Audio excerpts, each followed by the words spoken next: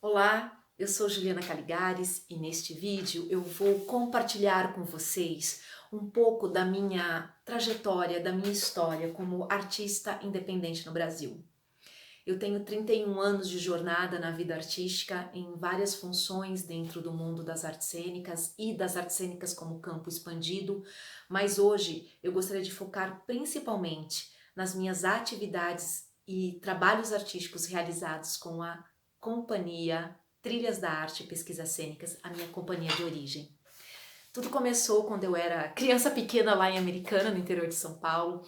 Eu sempre gostei muito de brincar de teatro no meu bairro, com as crianças, na minha infância, na escola, nas aulas, onde isso era possível. E eu sempre tive um fascínio muito grande pela arte da atuação, pela arte de maneira geral. E eu tinha uma vontade muito expandida também, assim como as artes cênicas são, de crescer, de sair de um ambiente culturalmente árido, né, no qual eu vivia imersa, para ares maiores. Foi quando então, no ensino médio, quando eu estudava na Escola Técnica Estadual Polivalente de Americana, eu pude conhecer o amigo, mentor, professor, pedagogo, diretor, ator, poeta, compositor, homem de teatro, Antônio Ginco. O Antônio Ginco foi lecionar como professor de teatro lá no Polivalente a partir de um projeto das escolas técnicas do estado de São Paulo, do Centro Paula Souza. Ele lecionava em várias escolas técnicas estaduais e uma delas foi a escolhida por ele, foi a da cidade de Americana, e eu costumo dizer para o Ginco, em relatórios e cartas que eu já enviei para ele, antigas, e que eu li para compor o roteiro desse vídeo, que ele foi um anjo que apareceu na minha vida e me salvou de um futuro que eu, na minha juventude, achava que seria tenebroso, sem algo maior que sustentasse o sentido da minha vida na Terra, para falar de forma bem resumida. A experiência com o Ginco foi e tem sido uma jornada muito profunda de descoberta. E o Ginco é o meu pai teatral, né? Enfim, aí a gente começa lá em 1991, né, no auditório da escola, e começamos com 100 jovens, o trabalho de teatro com o Ginco, ficamos com 17, 18 jovens, e o Ginco, com essa loucura dionisíaca que ele sempre teve, ele traz pra gente uma proposta de montarmos um espetáculo baseado em poetas, homens e mulheres de língua portuguesa. E nós levamos ao palco em outubro de 91, no Teatro Municipal de Americana, Licença Poética. Foi uma apoteose, a cidade amou, ninguém nunca tinha visto aquilo na época, uma coisa contemporânea, performativa, teatro performativo, no melhor sentido da Josette Ferral, e o Ginco já estava ali com a gente, trazendo tanta bagagem para esses jovens que depois se tornariam adultos e adultas. O mergulho tão profundo no estudo de poesia fez com que a gente quisesse estudar mais.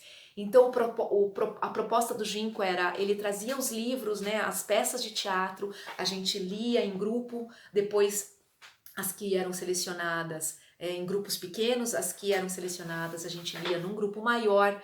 E aí então, em 1992, nós ficamos com A Rosa Tatuada, de Tennessee Williams. Foi importante esse movimento porque com A Rosa Tatuada nós ampliamos uma pesquisa que tinha começado com licença. O Ginco trouxe pra gente a questão da observação da violência doméstica, da violência contra a mulher, então, da violência de gênero, a questão das populações periféricas subalternizadas pelo capital, e tudo isso a partir de uma estrutura expressionista realista, porque o Ginco é um mestre de misturar linguagens cênicas. A Rosa Tatuada foi um marco tão importante pra gente que no ano seguinte a gente fez de novo uma nova montagem da Rosa Tatuada com um elenco mais ou menos parecido. A Rosa Tatuada fez com que a gente circulasse um pouco mais, apresentasse mais vezes na nossa cidade e em outras. E desse núcleo importante, nós pudemos ter um vislumbre de identidade teatral. Em 91, quando a gente estreou Licença Poética, a gente precisava dar um nome para o grupo. E tinha uma gíria da época ali que era o se liga. Gente, se liga, vamos se ligar, vamos se ligar. E o Ginko sempre falava isso pra gente, né? Gente, se liga, vamos ensaiar. E aí, quando a gente teve que batizar o grupo, ficamos com Cia Se Liga de Teatro.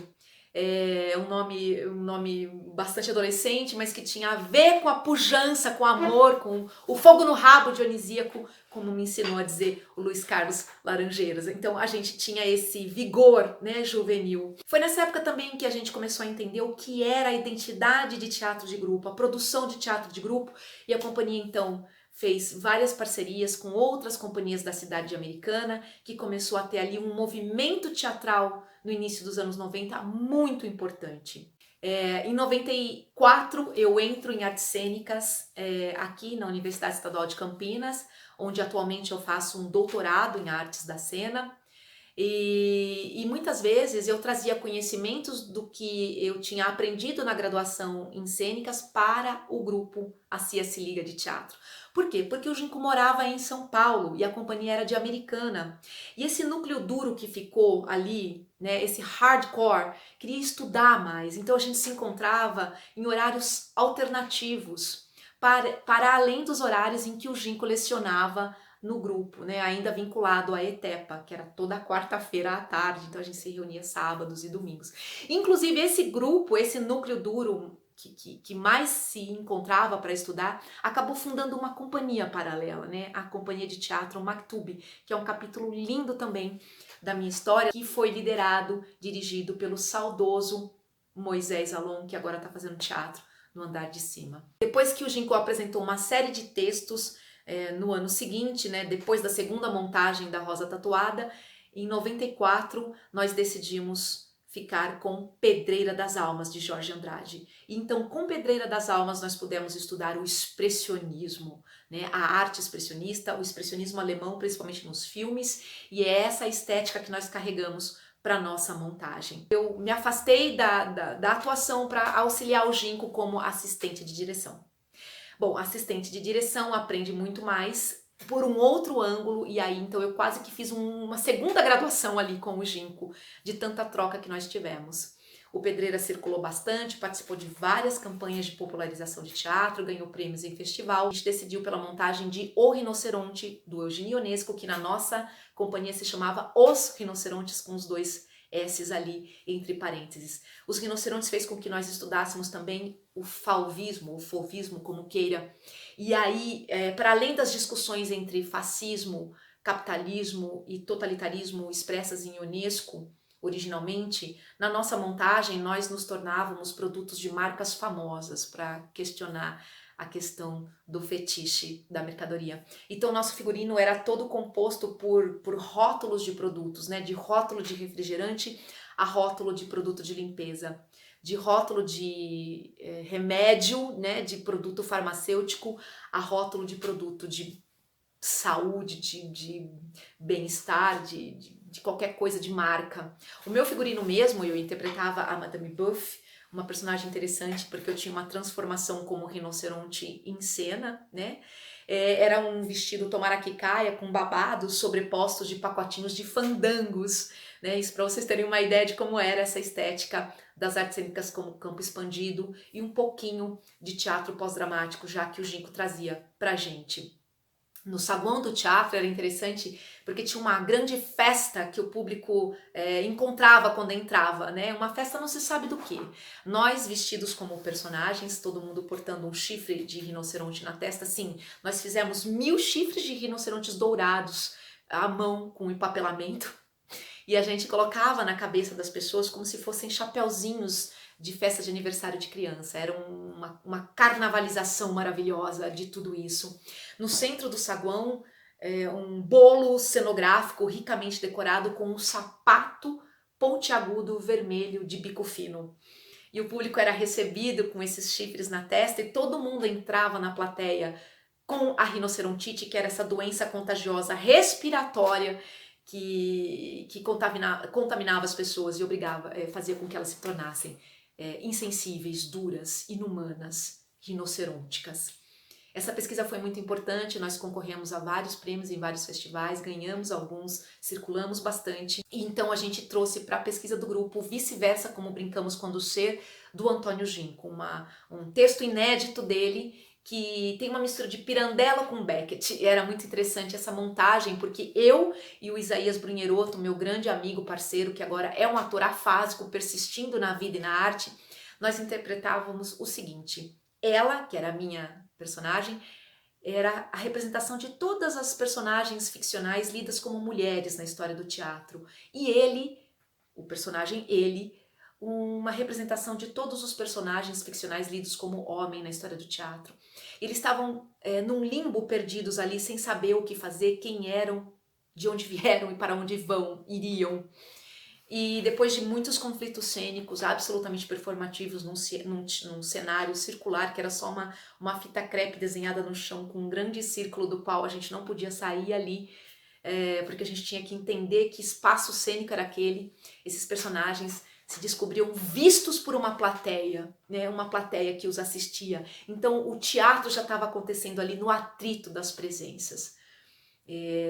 Paralelamente a isso, a gente também tinha um espetáculo infanto-juvenil chamado O Bobo da Corte, e com o Bobo da Corte também a gente pôde circular bastante, ganhar prêmios em festivais fora do estado de São Paulo. Foi em 99 em que duas coisas muito lindas aconteceram. A necessidade da gente ter uma sede própria, então a gente inaugura em Americana o Espaço Cultural Se Liga de Teatro, espaço de criação e investigação artística, no qual a gente abrigou temporadas de espetáculos nossos e de companhias parceiras. Nós pudemos também ter o curso livre de teatro desenvolvido ali. O nosso espaço ali em Americana durou 5 anos. Nós montamos desde Gota d'Água, de Jorge Andrade, a Bodas de Sangue, do Lorca, passando por Doroteia, de Nelson Rodrigues, Senhora dos Afogados, de Nelson Rodrigues, a Revolução na América do Sul, de Augusto Boal. Foi um período de grande efervescência artística, realmente.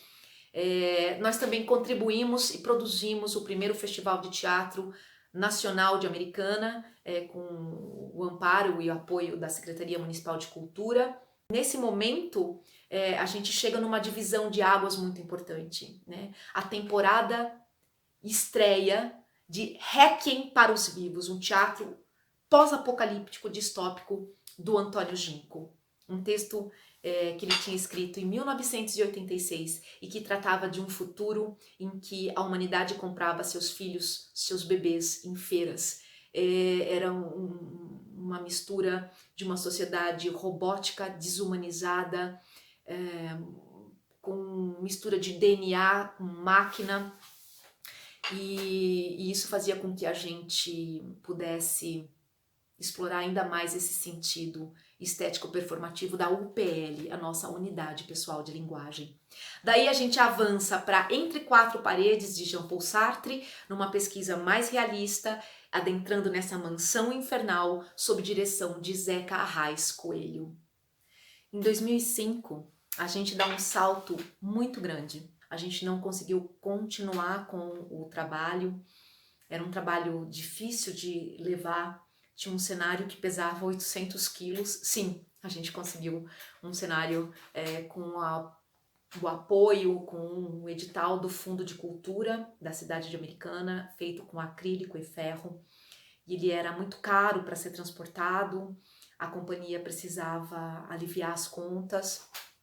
E com o encerramento das atividades de Requiem para os Vivos, muitas pessoas saíram, decidiram fazer outras coisas das suas vidas. Eu me mudo para São Paulo e lá eu e o Ginco, continuamos com os trabalhos da companhia. Nesse ano, então, a gente se vincula com a Cooperativa Paulista de Teatro e a gente muda o nosso nome.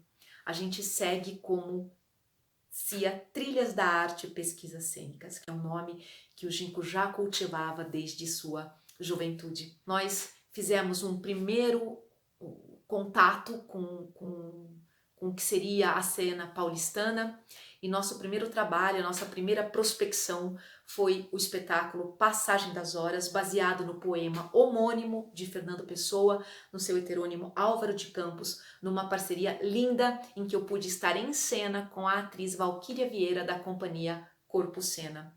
O espetáculo Passagem das Horas teve várias temporadas, circulou bastante e ele durou de 2005 a 2010. Passaram também pelo espetáculo junto comigo a atriz Luciana Mizutani e a atriz Vilma Falcade, e depois a gente encerra esse ciclo com o retorno da Valquíria Vieira e da parceria com a Companhia Corpucena. Nesse movimento, em 2009, a gente tem essa busca pela identificação com São Paulo, né? Entender como um grupo sai do interior e vai para a capital. E a gente começa a ver esse movimento muito aguerrido para a formação das leis de fomento à cidade de São Paulo, o início dos PACs, que depois viraram os PROACs. A gente culmina em Senhorita Júlia com a atriz Liz Nunes e o ator Marcelo Bosso, sob direção do Ginco. A gente tem uma primeira temporada de estreia no Espaço Pindorama, da Cia Antropofágica, depois uma segunda temporada na Penha, no Teatro Martins Pena, e mais 2 temporadas, olha só, vejam vocês, no nosso segundo espaço próprio, o Estação Caneca, Espaço Cultural Trilhas da Arte. Foi um movimento muito, muito importante, porque a gente pôde ali desenvolver uma cultura teatral. Nesse espaço que durou 3 anos, nós conseguimos manter cursos livres de teatro, outros cursos de outras pessoas que permaneceram em cartaz ali, espetáculos teatrais da cena paulistana e também a montagem do nosso próximo trabalho, Catadióptrico, que foi dirigido pela Letícia Olivares, convidada por mim e pela companhia para dirigir esse movimento, com o roteiro de Mona Lisa Vasconcelos. Era um momento difícil em que a gente tinha que decidir se a gente permanecia em São Paulo ou se a gente voltava para o interior. Então o espaço foi vendido para uma outra companhia e nós retornamos para o interior. Então a companhia Trilhas da Arte e Pesquisas Cênicas volta para o interior. Lá em São Paulo, o Ginco desenvolve mais 2 trabalhos pela companhia Trilhas da Arte, Escapamento e Ribanceira.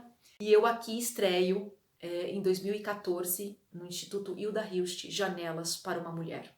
O Janelas continua em cartaz até hoje, circulando por todo o estado de São Paulo e outros estados. Em 2020, em plena pandemia, a gente não parou, a gente continuou tendo várias atividades culturais, sendo dentre elas a leitura dramática ensaiada e apresentada online de A Mulher como Campo de Batalha, de Matei Wisniewski, com direção da Letícia Olivares e atuação minha e da Jéssica Miranda, e também o teatro performativo que eu desenvolvi com a Jéssica, com o roteiro nosso, direção minha, Portais Mentais, apresentados na mostra online Incômodos da Companhia Arte Móvel de Santa Bárbara do Oeste. Nesse movimento todo, agora em 2022, nós completamos 10 anos de circulação e apresentação de O Pequeno Senhor do Tempo, nosso espetáculo infanto-juvenil de temática indígena, escrito por Rafael Judici, e que tem um elenco que descende de povos indígenas e de povos africanos, desde 2012. Jéssica Miranda, Lucas Barbosa e Tiago Nastre.